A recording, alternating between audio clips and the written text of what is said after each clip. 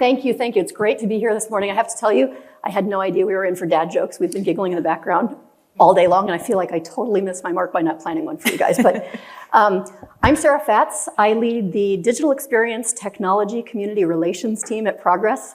John's talk actually really spoke to my heart because a lot of what my team does focuses 100% on brand awareness and reputation and all of that. But I'm here today with Filomena Napolitano of the Henry Ford. And we're going to be talking about a blueprint of sorts for a realistic digital experience in the modern world and how to build that. Welcome. Thank you. Wonderful. Well, so one of the hallmarks of the Henry Ford is a spirit of innovation, right? But that goes well beyond the automobile. I think everybody in this room, when you hear the Henry Ford, thinks of cars. Why don't you tell us a little bit about the Henry Ford and give us a little bit of a background? Yes, so the Henry Ford is a nonprofit cultural destination located in Dearborn, Michigan. We welcome annually on average about 1.7 million visitors to our campus. And that encompasses about 4 main experiences. The Museum of American Innovation, which houses many different artifacts, speaking to many different innovations in social transformation, technology, design, automotive, transportation related. We also, adjacent to the museum campus, have Greenfield Village, which is an outdoor experience. So there we welcome guests to enter different homes and buildings where they can hear from dramatic presenters different stories of ingenuity and resourcefulness for how people lived and invented during that time period. And then from the museum, you can actually take a bus over to the Rouge Complex, which is a active assembly line run by Ford Motor Company. So we partner with them to offer the opportunity for guests to experience part of the assembly line. They build the F-150 there, so guests are able to experience a little bit of background on the complex, how it's evolved over the years, and then they get to see a little portion of the line. In addition to our campus, we also engage with educators online through our community called InHub. So our team has worked to create a learning framework that is called Model I, which talks about all of the habits and actions that innovators take on their journeys. And so through InHub, we're able to offer professional development, our curriculum, and our learning resources for them to deploy in their classrooms. Wonderful. And you guys can see kind of on the screens all sorts of wonderful images of the Henry Ford. But the spirit of innovation doesn't just stop there, right? It actually is built into everything you're doing, in particular, your digital experience. It would be great if you could talk a little bit about what that is. What is your digital experience currently? What is that current state? Absolutely. So as I just spoke to, we have many on-site experiences and then of course people engaging with us online. So it's really important for us to meet people where they're at.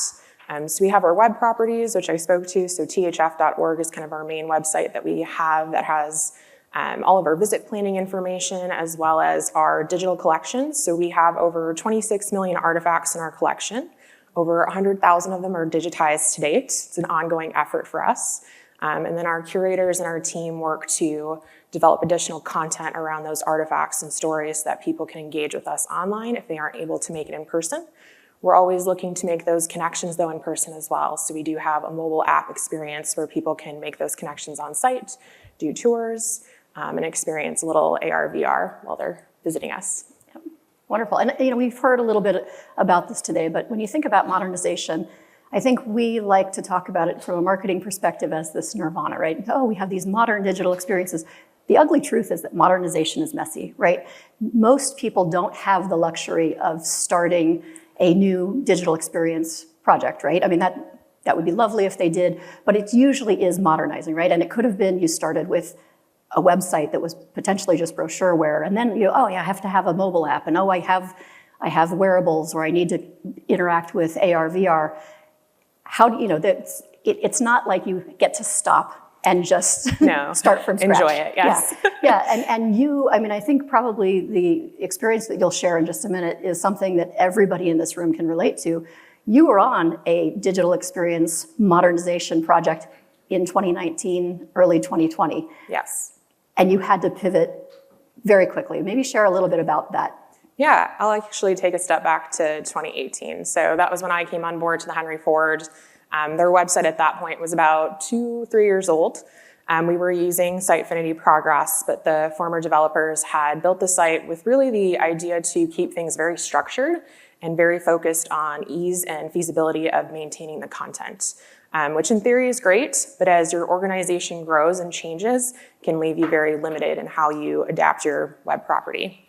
So when I came on board, we basically took a step back to assess, was Sitefinity still the right tool for us? Did we want to continue down this path? And how could we make that custom solution work for us? So how do we build that to make that more flexible? So we did a lot of work in 2018 to really evaluate how do we take that content management system a step forward. And so at the end of that year, we kind of did some investigative work, realized we were going to have to basically rebuild our entire back end without getting the benefits of the front end. And so 2019, we spent really digging into our data and our research, meeting with stakeholders across the institution, and putting a really thoughtful plan together about how we not only rebuild the back end of our website, but what does that mean for the front end and how our members and our visitors are engaging with us online. As Sara mentioned, in 2019, we wrapped the year with a beautiful project plan for 2020, and that did not come to fruition. So as many of you in this room probably experienced, we had to kind of pump the brakes in March of 2020.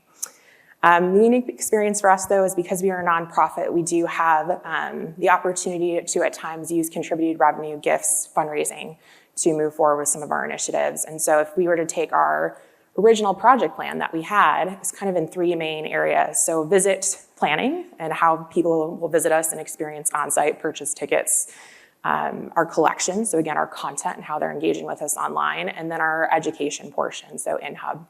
And that is the piece that we ended up moving forward with in 2019, 2020.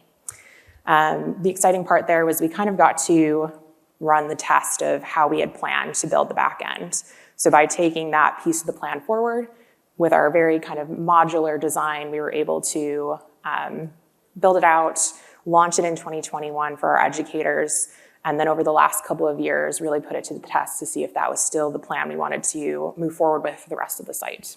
Right, that's fantastic. And you know, you use the word modular. I think we talk a lot in this space about composability, but there's also a lot of modularity built in modern digital experiences, and they are similar yet different principles, right? Yes. But super, super important when you think about, we want to talk about future-proofing, but nobody in this room has a crystal ball, right? We would like to say that we do, but we don't. So you have to give that space within your tech stack, whether it's a digital experience or a MarTech stack, to actually have that kind of growth and know that you don't know everything, right? You don't know what's going to come. And you may finish that digital experience project and say, oh, we now have, I mean, again, none of us could have predicted in November of 2022 that OpenAI and ChatGPT would democratize AI. AI has been around for 75 plus years, right? It was first talked about theoretically at a conference in Dartmouth, right? But now it's changed the way people not just are searching, but the way they're consuming information, right? And I think that we will see, looking at our digital experiences moving forward, how does that change what needs to be part of that stack, right? How do we think about, are people going to websites, or is it something completely different, right? How is their search changing? How are they, if you can't track a generative AI output, but people are using that as their zero search capability? You need to be able to think ahead for those things and give room in your experience for that. Absolutely.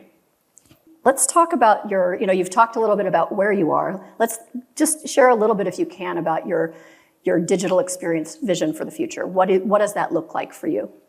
So this past year, we kind of took that plan that we started with in 2019 and revisited it to see if it was still the direction we wanted to go. The institution is turning 100 in 2029. So we have a Journey to 100 strategic plan with very ambitious goals. And so was this plan still going to be able to support the goals that we had moving forward?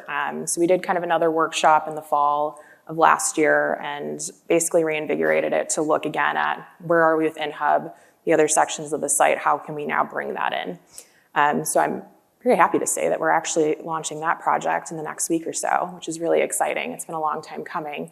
But as Sara mentioned, it's never ending, right? So as we start on the design phase for our website, we're now looking to our mobile app. How can we then bring some of those experiences that we're talking about in web for visit planning tools and tickets? How do we bring that into the app to make that really seamless for our guests, whether they're online or visiting us in person?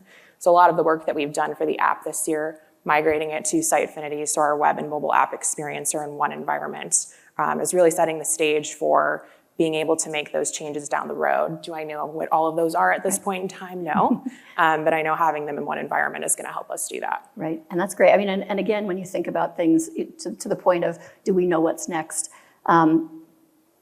Again, no surprise to anybody in this room, when COVID hit, you had apps that used to be apps of convenience are now apps of necessity. And we have not looked back since then, right? And so our users, as users become more sophisticated, they expect more out of their digital experience. They expect it to be connected. They expect that it's always on. They expect that you do know them across all of the channels. So having a true omni-channel experience and giving, again, room for that to grow is super, super important.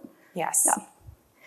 Well, great. We have promised you guys a blueprint of sorts for how to create this modern digital experience. And we just have 5 steps that we wanted to share based on all of the things that we've chatted about in the last few minutes. So, I think, I'll start with that first one, which is giving yourself space in your strategy to grow, and understanding that you don't necessarily know what the future holds, but you need to have space in there. And some of that means looking at the technology that you're using and really working with your IT teams to understand the in-house skills and capabilities, and understanding, you're going to have to leverage them. So do you have, what does the back-end technology look like? Is that scalable? Does that, if we talk about what John shared, does that scale beyond just the MarTech stack? And does that bleed into your sales stacks and everything else, especially as we modernize? Yeah, I would say the second thing is really selecting a good backbone for what you're building off of. So in addition to that, also for us specifically, because we're such a small organization and have limited resources in-house, finding the right partner to move forward with and do that building with you. That's great. And then I think the third thing is, and you'll hear this word a lot this week, but composability and modularity, right? Building with that mindset. And I think on the development side, for those of us who are truly nerds, composability is not necessarily a new concept. I know, Juan, you talked about it from, in the last couple of years, but building in that composable or modular framework allows you to modernize components of your stack without having to start from scratch. Yeah, I think that's really key for us, because as I just said, limited resources, we really have to be smart about the work we're doing and how we can build on that as we move forward. Absolutely.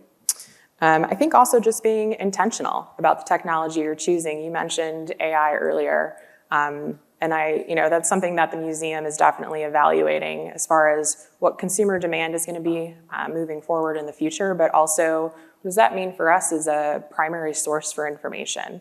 There's a lot of trust and respect for our members and our guests and people who come to us for that information. So what are the risks for us in using a tool like that? And how do we evaluate that and make sure that we have some human resources to help guide it? So Absolutely. Those are some really tough questions we're asking ourselves as we kind of walk into that space. And Juan talked about hype, right?